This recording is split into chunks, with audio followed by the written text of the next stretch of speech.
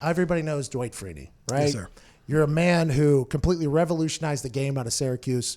Whenever you were on a field, the other quarterback had nightmares. We were told that by numerous coaches that came into our facility.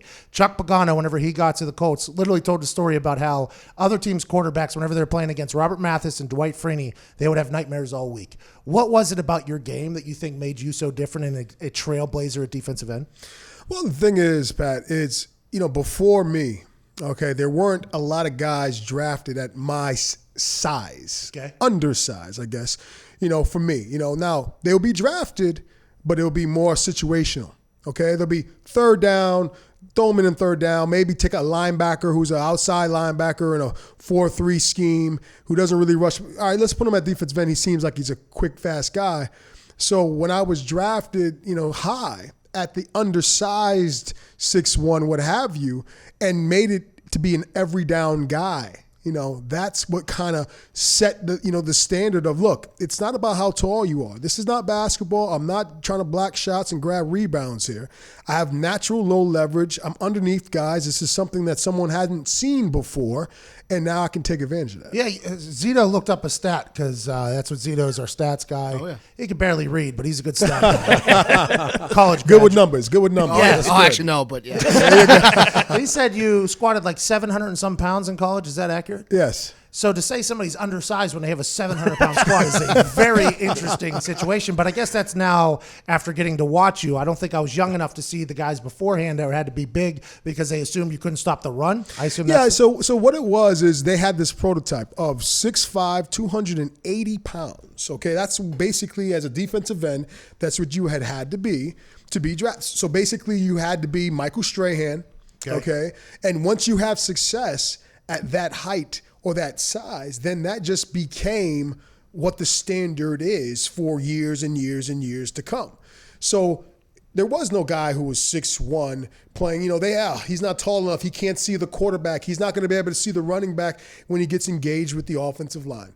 So when I got there and it was successful at it, then all of a sudden, Robert Mathis comes. You see all these other guys who are getting drafted high or what have you, and they're quote unquote undersized and making plays. Any guys you enjoy watching right now that are in the league? You know what? I like how Mac plays. Mac from Chicago, he's a great. He has a tremendous amount of intensity. I think Aaron Donald is also a guy that he's a game wrecker, dude. Let me tell you something. If I would have had Aaron Donald at D tackle, they couldn't even line up and play football. The guy is a complete beast. What he does is how they slide the protection to him. He can't stop him on run plays. You can't stop him on pass plays. People don't realize how that shrinks the playbook. Okay. When you go into a game and you watch film, watching a team, they'll have every single play, this play action pass, this, that, and the other. And all of a sudden, when they play guys like me, Robert, probably like Aaron, all of a sudden that playbook goes from 40 plays now down to 20 plays because 20 of those plays they can't run because they don't have the time to do it.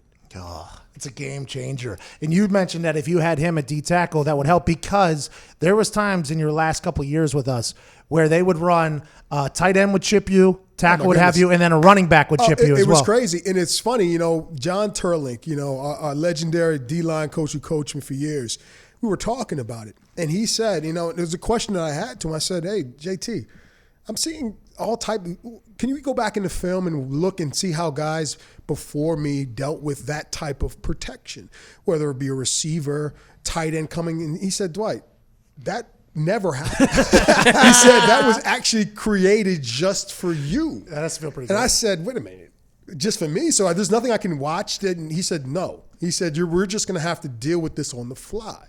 So now when I see protections like that and they're still doing it, I know from that perspective, between me and Robert, we pretty much screwed all the other defensive ends and fast guys because now I laugh and see what they have to deal with, knowing that, that kind of started with me when they motion a guy from nowhere and all of a sudden it's like now I have to look outside and the quarterback's here and I have to worry about somebody chipping me on the outside. So when you have an interior guy like Aaron Donald who doesn't have to deal with that, that's why he can wreck everything because you can't do anything with that. So you were a game changer coming in for being the undersized and then going out you screwed them all all over. Yes. You're like, hey, you All right, guys, good luck.